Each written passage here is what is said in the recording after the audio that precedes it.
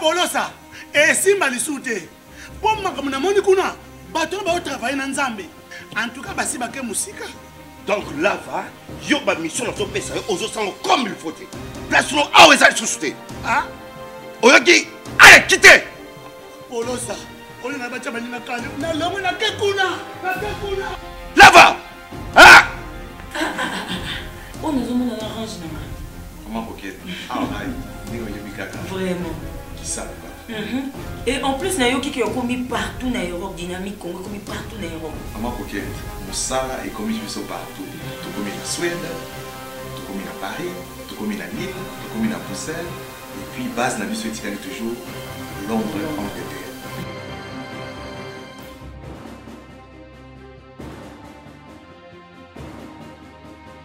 biso na dynamique Congo toza ko avancer na nkolo. Et vous direz non, hier moi j'ai dormi, j'ai appris qu'on violait les gens là-bas. Ah, c'est vrai qu'il y a eu vraiment viol? Oui, il y a eu viol. De quelle nature? Comment cette personne est-elle entrée? Pam, il vous répond. Et puis après vous lui posez la question concernant le bourreau. Qu'est-ce qui peut bien pousser un homme à agir comme ça? Et lui il te répond. Il dit non, Moussala Mabé comme vous aimez. Moussala Mabé, Kindoki, Baliakie, tout ça. Basi, Belé, Atiki Bango, Nagamona Mouké. Vous écoutez et vous faites votre commentaire à vous. Vous dites non, écoutez, parce qu'un journaliste, c'est lui toujours qui rappelle les faits. C'est pourquoi un journaliste doit avoir un carnet sur lequel il a écrit les autres informations. Parce que quand tu descends sur le terrain, pose-toi la première question. Y a-t-il eu un crime de ce genre là, dans le passé? Si oui, est-ce que c'est similaire? Est-ce que vous comprenez? Parce que tu risques de dire ah, c'est la première fois, alors que ce n'est pas la première fois. Tu comprends un peu? Un journaliste ne s'étonne pas. Un journaliste, avant de s'étonner, il doit d'abord savoir si un fait pareil n'a jamais été produit. Si un fait comme ça a déjà été produit, alors tu as intérêt de te taire ou de rappeler qu'un fait pareil a été connu ici. Par exemple, tu dis non, mais écoute, il s'est passé ici, tel endroit, telle année, hein, aujourd'hui. Vous comprenez un peu? C'est pourquoi quand vous allez dans les autres pays, vous trouvez, il y a eu par exemple, comment je veux dire, il y a eu catastrophe naturelle. Le journaliste, quand il commence, il dit, c'est la deuxième catastrophe depuis 1990. Voyez-vous? On rappelle toujours parce qu'il faudrait que dans la tête de ceux qui vous suivent, qu'on arrive à comprendre que vous êtes quand même cultivé. Si vous n'êtes pas cultivé, ça va être compliqué. Donc, vous avez la logique. Là, on a parlé de... Les personnes concernées, il y a les victimes directes, les victimes directes, les victimes indirectes, on a les témoins et les bourreaux. Très bien. J'ai expliqué les bourreaux, n'est-ce pas? Oui. J'ai expliqué la victime, non? Celle qui subit.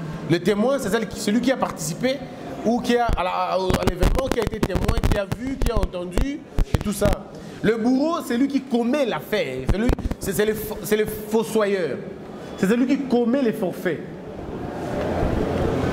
C'est celui qui commet les forfaits.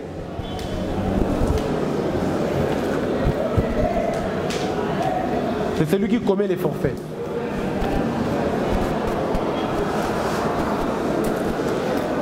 Mais attention, il y a des bourreaux victimes et des victimes bourreaux. Ça veut dire quoi? Ça veut dire il y a des gens qui viennent commettre un crime parce qu'ils veulent se venger. Donc vous comprenez tout de suite que la personne était d'abord une victime d'un acte odieux dans le passé et il a voulu commettre lui aussi un crime. Mais dans votre papier de journaliste, vous allez vous attarder sur les faits d'abord. Sur ces faits, ici, on a un bourreau. D'accord? Mais dans votre commentaire qui accompagne ce qu'on appelle en journalisme le papier, dans votre papier, vous pouvez signifier que la personne qui a commis l'infraction était une victime dans le temps. C'est pourquoi vous allez voir les Français quand ils font des papiers, ils disent les criminels ont des problèmes, ont des antécédents psychologiques, ont des antécédents médicaux. Ce monsieur, on parle de son carnet. Hein? En France, on dit cet arabe a été 2 fois psychanalysé défaillant mental, hein, ou retardé mental, ou attardé mental. Parce que tous ces éléments sont importants pour rendre ton papier un papier complet. Dans le journalisme, il y a un concept qu'on appelle les papiers creux et des papiers vides. D'accord? Les papiers vides, c'est quel papier? C'est le type de papier, mesdames et messieurs, il y a eu vol à l'Unukin, c'est vraiment triste et horrible, il faudrait que ces choses s'arrêtent. Vous êtes limité aux faits, sans nous dire exactement qu'est-ce qui s'est réellement passé, qu'est-ce qu'on a volé, où on a volé, qui ont été arrêtés. Il faut un papier récapitulatif de faits. Il s'est passé à 12 h à l'Unikin de Kinshasa, à l'université de Kinshasa, un cas de vol à la faculté de droit.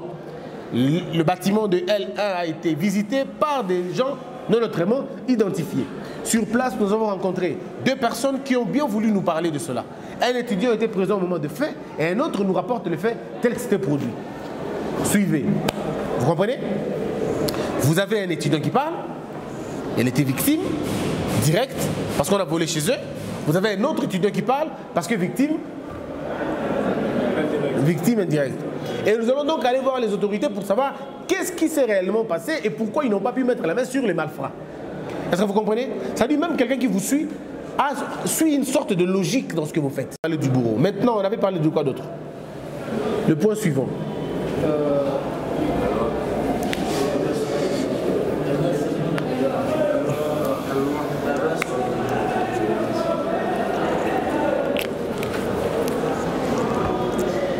Très souvent, les journalistes, nous nous trompons. Les journalistes se trompent en croyant que la loi est toujours si facile à manipuler, quoi. Et du coup, les journalistes tombent dans des abus sans le savoir.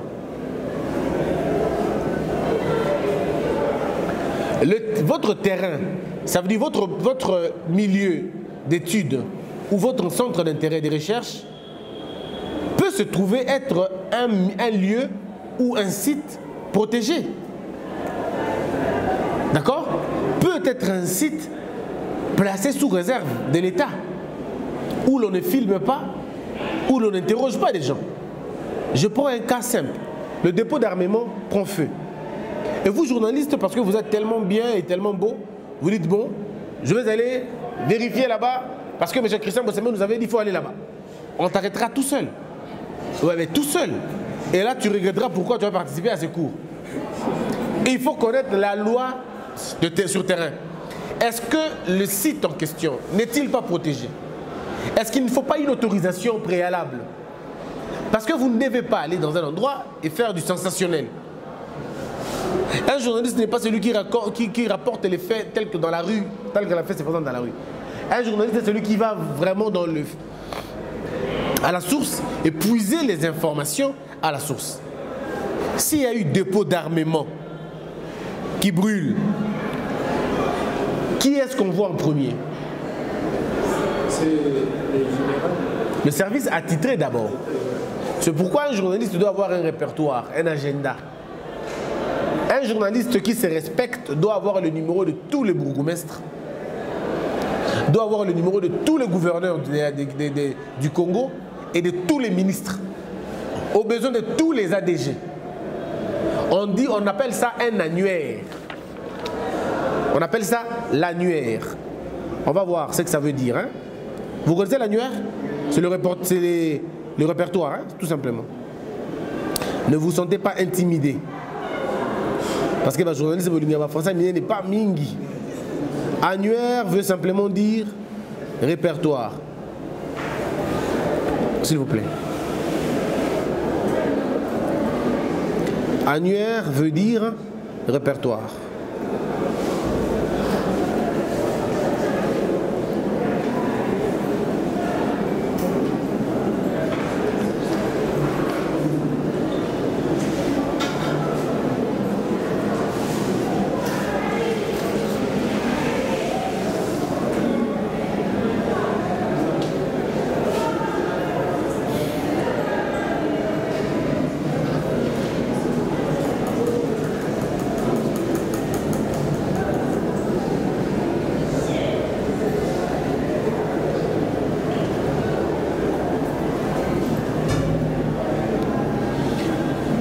Alors, donc, il est très important pour chaque journaliste que vous êtes.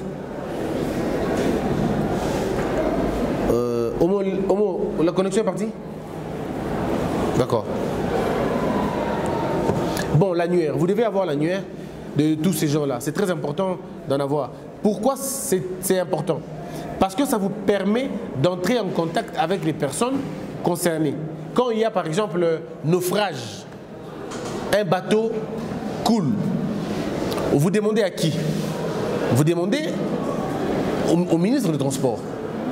Monsieur le ministre, avez-vous l'information qu'il y a eu un naufrage? Oui, nous avons cette information-là. Pouvez-vous nous dire un peu plus? Les ministres vous donnent des informations officielles. D'accord? Quand vous avez les informations officielles, ne vous limitez pas là, parce que si vous relayez les informations officielles, vous risquez de relayer des informations déformées. Parce que le gouvernement ne donnera jamais l'information qu'il faut, quoi. Et donc, vous devez faire quoi après? Vous devez soit vous rendre sur le terrain du naufrage, si vous en avez le moyen. Si vous n'en avez pas, vous êtes censé appeler vos correspondants qui se trouvent sur le terrain, d'aller voir et suivre la procédure dont on parle. Les victimes sont qui? Les passagers. Là, maintenant, il y a des degrés des victimes. Les victimes, vous avez les passagers, mais vous avez aussi l'équipage, les propriétaires du bateau. Eux aussi sont des victimes, parce qu'ils viennent de perdre leurs biens. Et vous avez les témoins, ça veut dire les riverains, ceux qui étaient aux alentours, qui ont vu cela. Vous avez aussi le bourreau. Le bourreau peut être une personne qui a commis une erreur. Le bourreau peut être quelqu'un, ou ça peut être le matelot, ça peut être quelqu'un, ou le capitaine. Donc il faut finalement qu'il y ait un responsable. Mais là, ce n'est pas le rôle du travail, ça n'est pas le rôle du journaliste. Le journaliste n'interroge pas aux gens, comme je vois dans une chaîne ici, où le journaliste pose des questions. Ça, ce n'est pas le travail d'un journaliste. Ça, c'est le travail d'un procureur. D'accord? Et vous avez des chaînes tellement que c'est bidon. Et bon, alors, étant donné que c'est bidon, on vous donne aussi des informations bidons, parce qu'eux-mêmes sont tellement bidons qu'ils vous disent des choses bidons. Donc, vous ne soyez pas des journalistes bidons. Vous soyez des journalistes remplis qui comprennent ce qu'ils font. Un journaliste ne se prostitue pas, pardon, ne se substitue pas en un procureur ou en un colonel. C'est pas ça le rôle d'un journaliste. Le journaliste se limite à avoir le fait et commenter le fait, donner un sens au fait, ou peut-être avoir les témoignages de quelqu'un. Tu peux poser la question à quelqu'un pour savoir pourquoi tu as posé cet acte. Ça, c'est normal. Mais quand quelqu'un te donne son fait, ne dis pas le bien, la vérité. Le vérité de Routigala. Par exemple, Tombola Yemba, Bina, Baluka, le volet n'est pas bon. Et le gars joue, le volet n'est pas bon et vous filmez. On comprend tout de suite que parce que le propriétaire de la chaîne a presque le même style. Et donc, on comprend. Mais je ne vous souhaite pas ça. Hein. Vous serez différent, non? Oui. Vous serez différent? D'accord. Alors, donc, on a parlé de quoi d'autre? Il y a les dangers. Là, c'est la loi, non? On a expliqué la loi. Vous devez maîtriser la loi. Par exemple, vous êtes arabe ou vous êtes chrétienne, mais vous voulez aller enquêter sur les kimbanguistes. Vous n'allez pas amener votre christianisme là-bas. Si les kimbanguistes demandent que Bolongola Sapato Nabino, vous aurez un go. Aussi simple que ça. Longola Yango, Tchapembeni, Kota Makolongulu. Vous voulez aller vérifier les prostituées. Vous voulez faire un documentaire sur comment les prostituées fonctionnent. Alors tu ne vas pas aller avec ton histoire, tout ça, mais non. Non. Non, toi tu es nous non. L'endroit en question, donc quand tu viens, comporte-toi comme soit un client, soit comme une vendeuse ou un vendeur. Parce que si nous voulons aller, Homo et moi par exemple, voir les prostituées, nous deux nous comportons comme des gens qui viennent acheter les prostituées, qui viennent payer leurs services.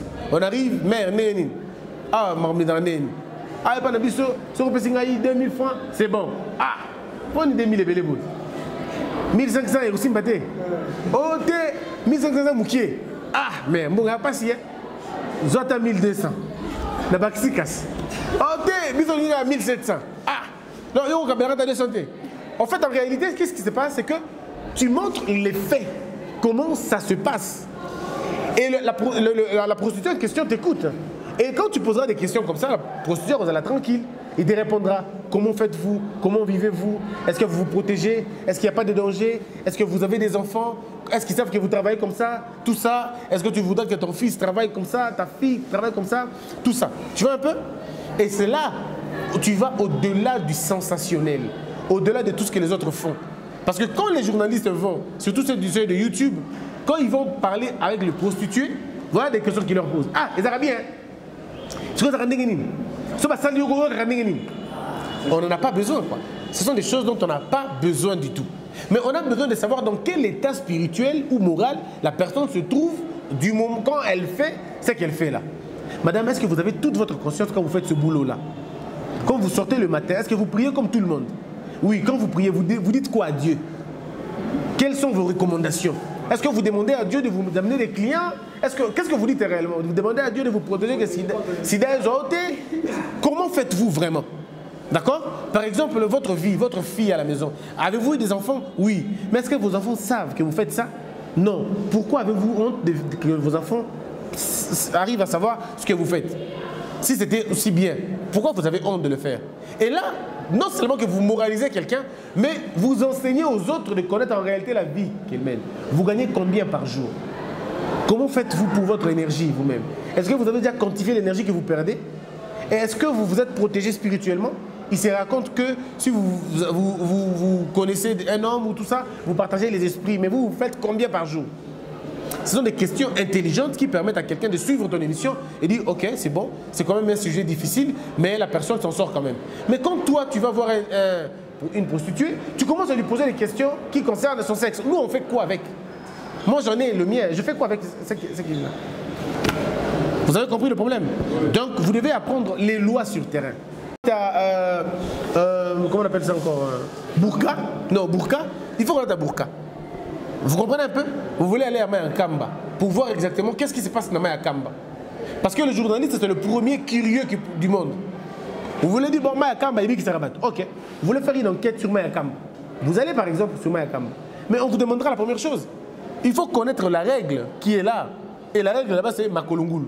Donc, prends tes histoires, mets à côté, t'as Makolungulu, comment on a Maïwana, essaye de parler avec eux. On dit qu'il n'y a pas de par exemple, à gauche. Toi, ne viens pas toucher la boca à droite. Il faut aussi me rendre dans le boca à gauche, comme ça, tu permets. Est-ce que vous avez compris là? Quoi d'autre? Il y a les dangers.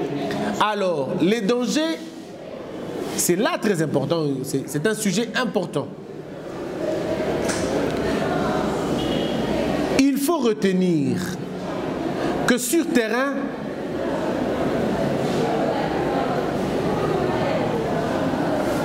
le journalisme,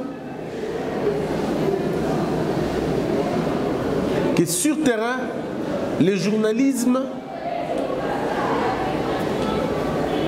n'a pas cessé de pleurer ses enfants. Sur terrain, le journalisme n'a pas cessé de pleurer ses enfants.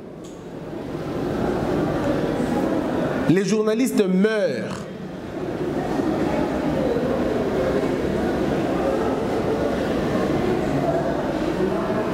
Presque tous les mois.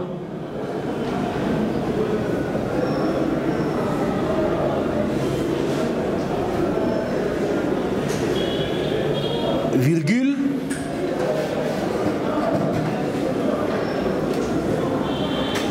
Massacré. Assassiné.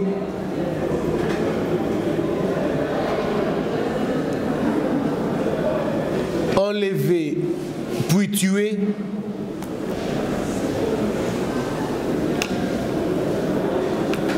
À cause du danger de terrain, du danger sur le terrain, à cause des dangers sur le terrain.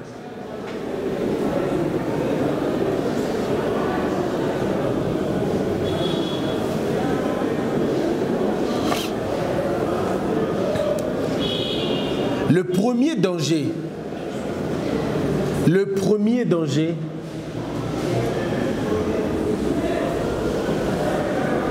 c'est l'intolérance.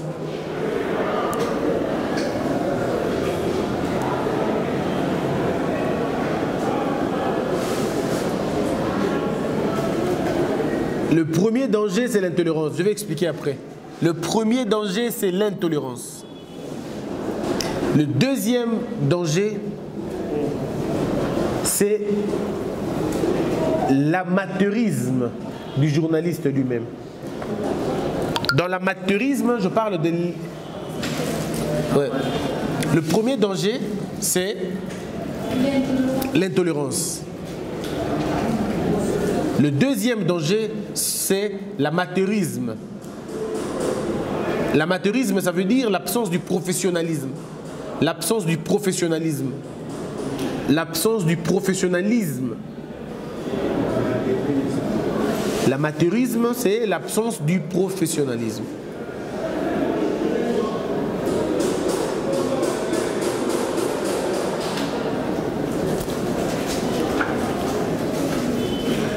Il y a beaucoup de dangers, mais j'aimerais qu'on s'attarde aujourd'hui sur les deux grands dangers. Le premier danger, mesdames et messieurs,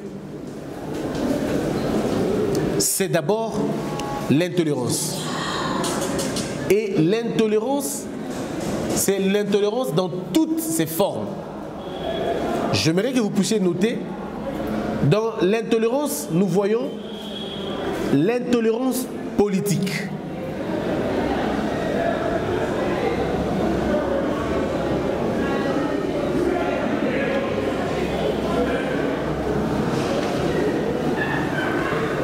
L'intolérance religieuse.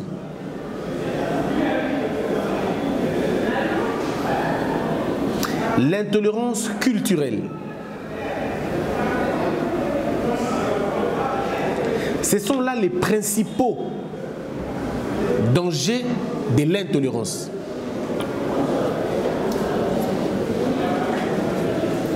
C'est à cause de l'intolérance que beaucoup de journalistes sont tués, beaucoup de journalistes sont assassinés, beaucoup de journalistes sont kidnappés,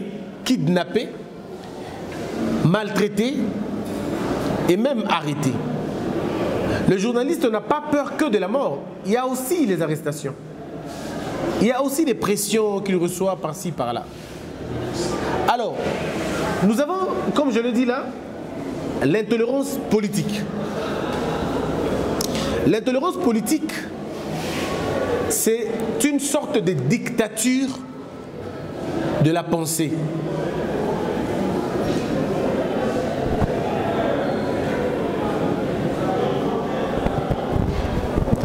C'est une sorte de dictature de la pensée.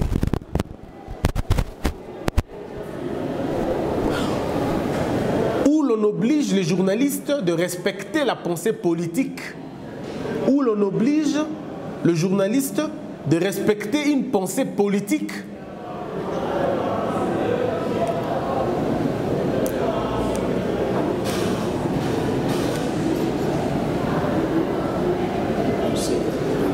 Pensée politique, sans y mettre un point de vue ou l'analyser objectivement.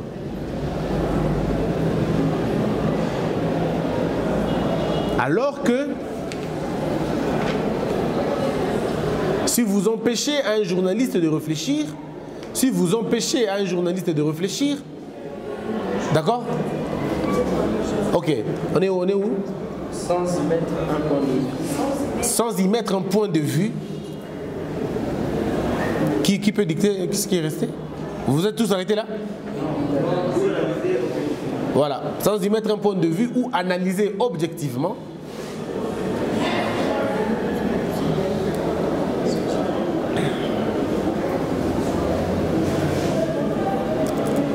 Les faits, hein? Alors que nous savons tous,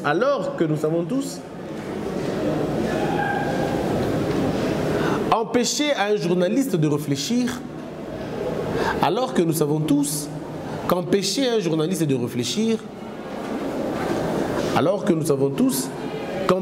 journaliste de réfléchir, c'est le tuer.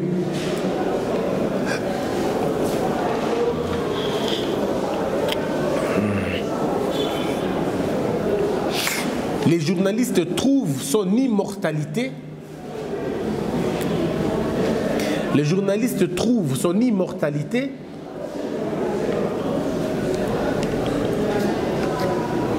dans la qualité de ses œuvres produites. Dans la qualité de ses œuvres produites.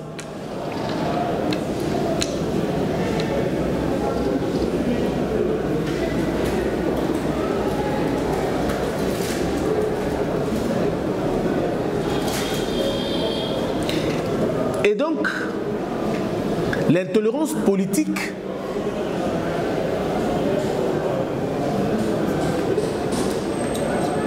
est tributaire. L'intolérance politique est tributaire. L'intolérance politique est tributaire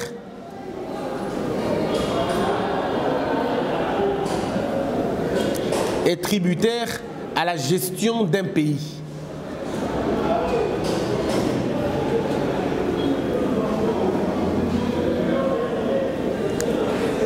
À la gestion d'un pays.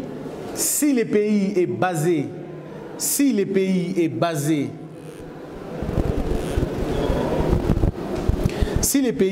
sur le mensonge systémique,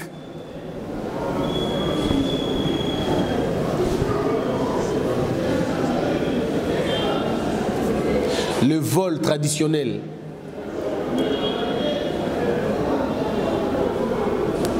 la gabegie financière, le vol traditionnel, la gabegie financière,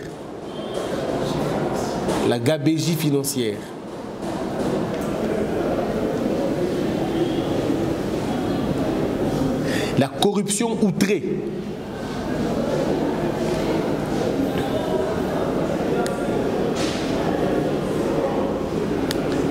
la corruption outrée,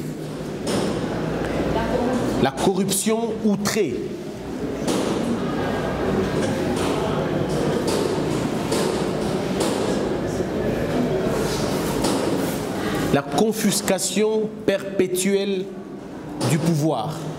La confiscation perpétuelle du pouvoir.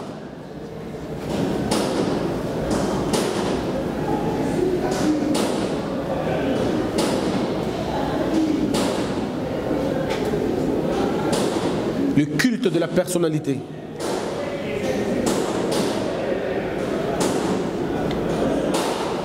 La consécration, le culte de la personnalité, la consécration de l'impunité,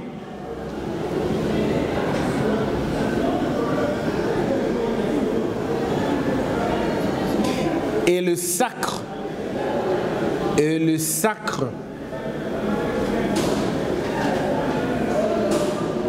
de la délinquance de la gouvernance, et le sacre de la délinquance de la gouvernance,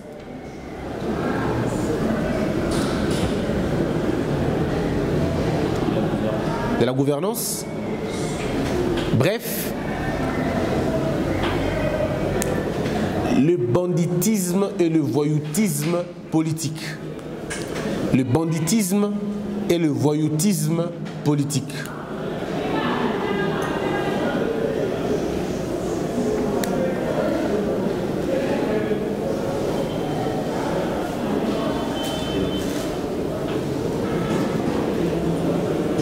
Le banditisme et le voyoutisme politique.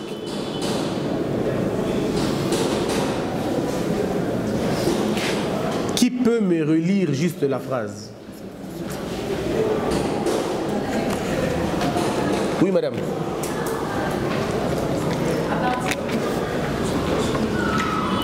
À partir de l'intolérance politique.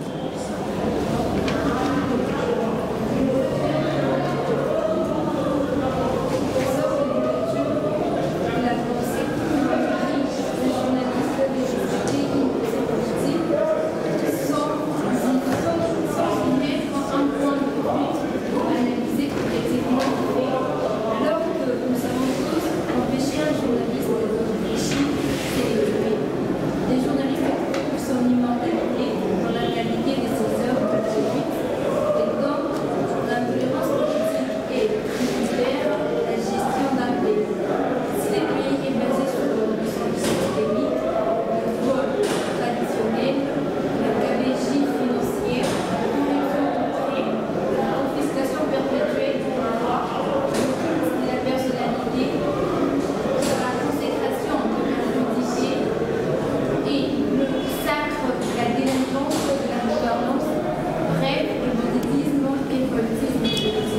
Alors, donc vous avez compris la logique. C'est-à-dire, si ces journalistes, on a dit si le pays est basé à ces choses-là, vous venez à la ligne, vous écrivez n'importe quel journaliste ne pourra survivre.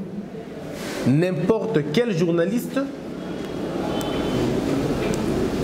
ne pourra survivre dans pareil milieu. N'importe quel journaliste ne saurait survivre dans pareil milieu.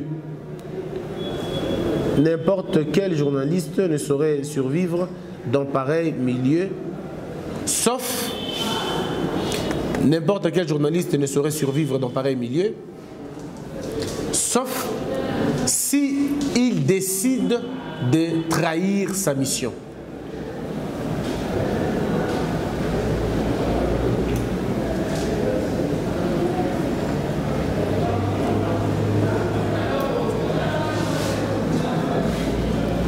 Sauf s'il décide de trahir sa mission et devenir turiféraire. Et devenir turiféraire. Turiféraire. Qui peut écrire turiféraire? Qui peut épeler turiféraire? Allez-y. Oui. On recommence. Qui peut le dire bien? T-U-R-I-F-E-A-I-R-E.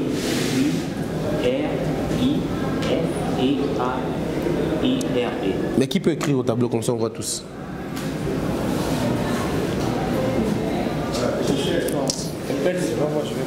Non, mais C'est lui qui va. c'est lui qui peut.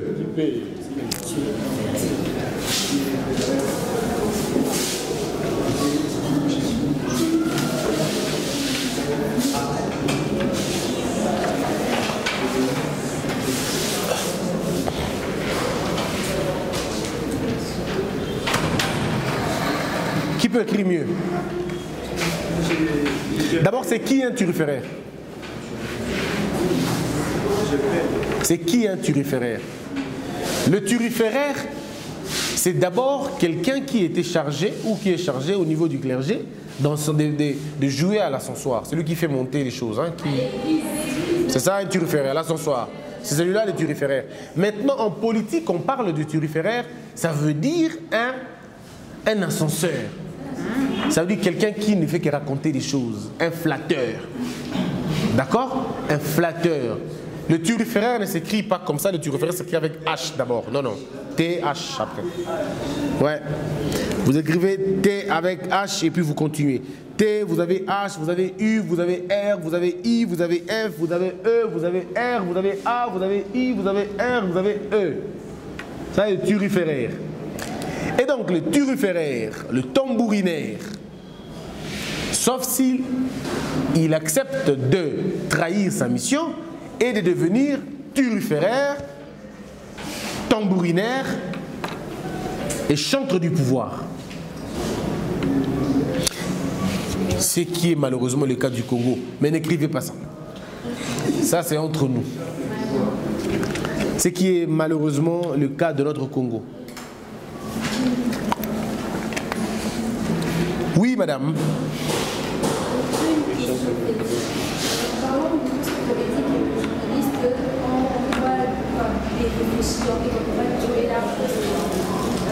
Dans le chaîne, les journalistes ils subissent quoi? La ligne, la personne de la ligne est bien touchée. Une fois j'ai suivi un journaliste, les Steve Mouya, qui vient d'étudier la vie en privé, juste parce qu'il se dit que là, il ne trouve pas un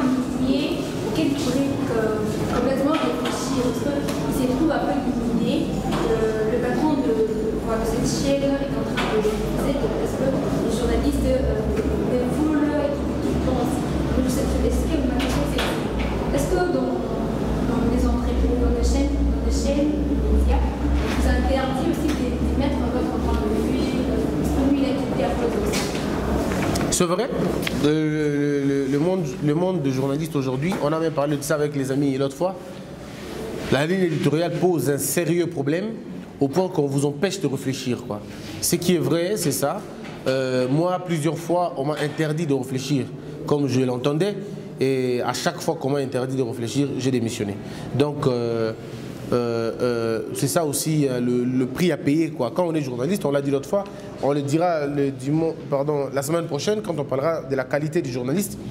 Vous allez voir avec moi que pour être journaliste, vous devez d'abord vous-même avoir des valeurs que vous protégez. Si vous n'avez pas des valeurs, eh bien vous serez piétiné par n'importe qui. Mais si vous avez des valeurs, vous portez les valeurs, votre patron aura du mal à vous demander de faire quelque chose. D'accord?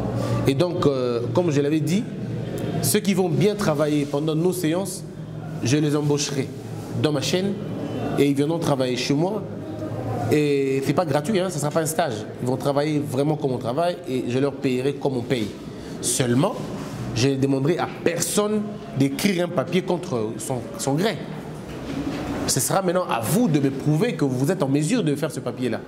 Si tu me fais un papier sentimental, je te dirai non. Si tu me rapportes ce que je t'ai enseigné ici, par exemple, les 3 catégories de sources, il faudrait que tu m'amènes ça. D'accord? Sinon, ça va être compliqué. Donc, c'est vrai, votre logique, il y a des gens qui sont persécutés comme ça. Alors, donc, on a compris que...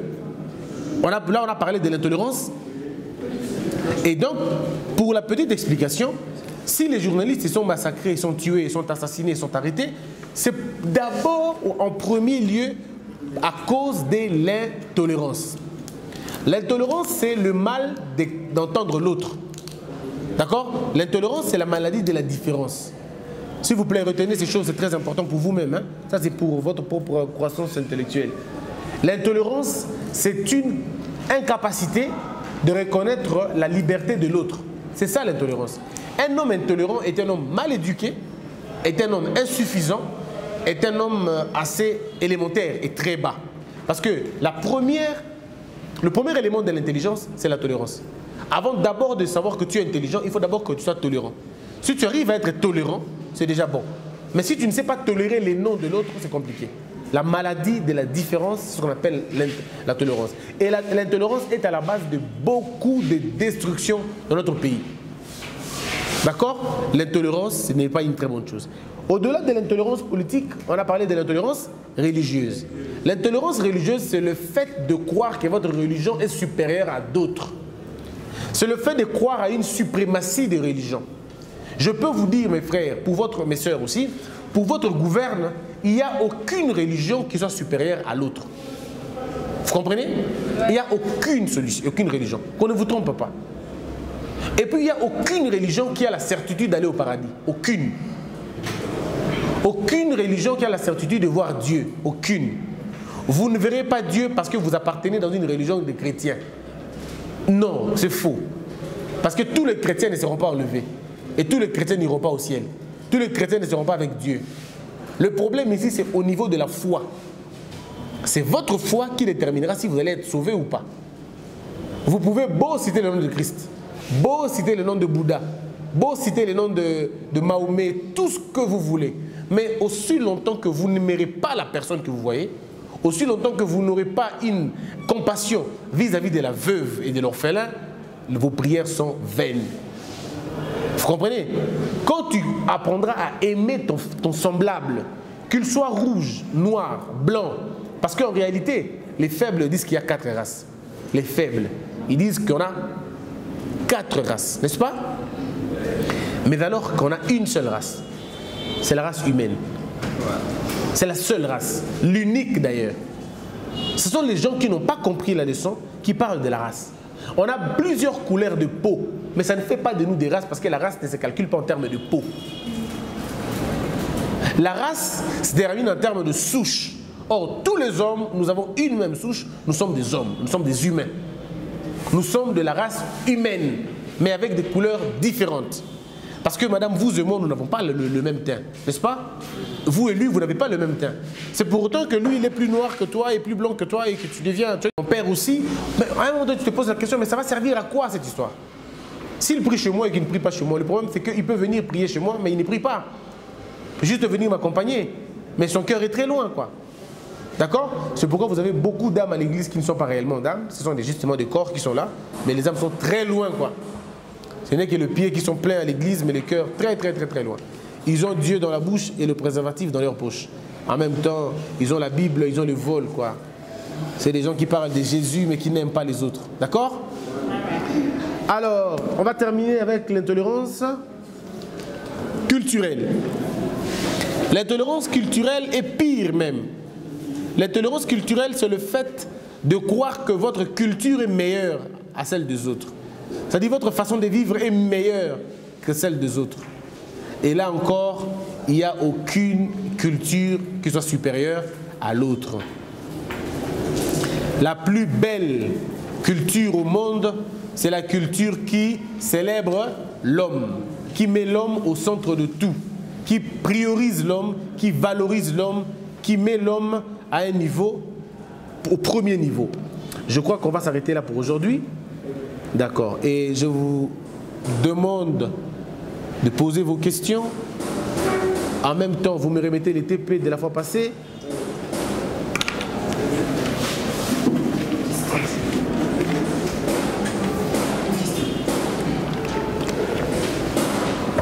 Tu n'étais pas là et pouf, tu reviens. J'avais déjà préparé des questions. Ah, d'accord.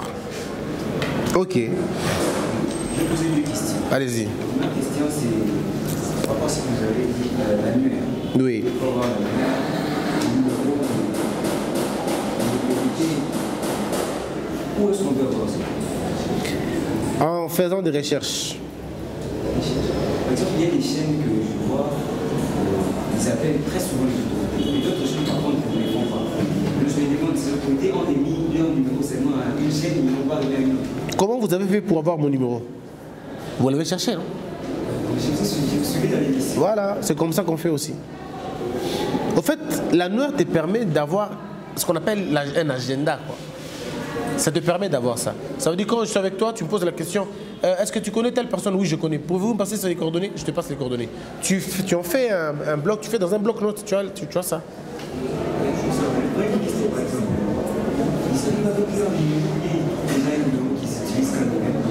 Tous les deux. Ils peuvent avoir son numéro personnel qui garde et un numéro de service possible. Le numéro de service, ça change pas. Ça peut changer d'un ministre à un autre. Ça change. Mais c'est le numéro du ministère qui ne change pas beaucoup. En Europe, vous trouvez les 115 par exemple, c'est le numéro de la police qui ne change pas même quand on change un administrateur de police. On peut changer un commissaire, mais le numéro reste là. Donc le numéro peut rester à tout moment, mais on peut changer les gens et tout. Faites la part des choses entre le numéro de service et le numéro personnel. Ça va? Oui. L'autre fois, vous avez donné les valeurs d'un journaliste. Vous avez cité plusieurs valeurs, vous avez demandé des questions sur ça aujourd'hui. Alors là, vous avez parlé de la piété, être pieux. Être pieux, c'est par rapport à quoi? C'est par rapport à la Bible, par rapport au Coran, par rapport à quoi?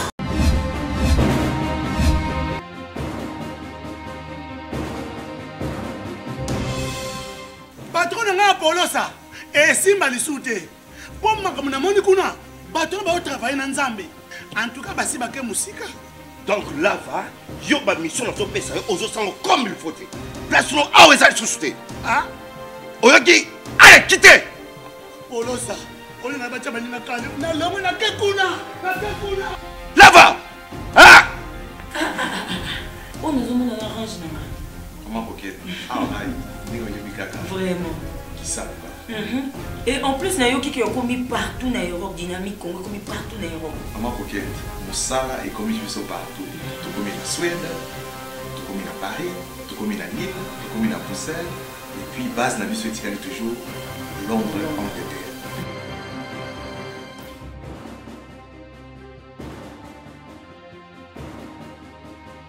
Biso na dynamique Congo, toza ko avancer na nkolo.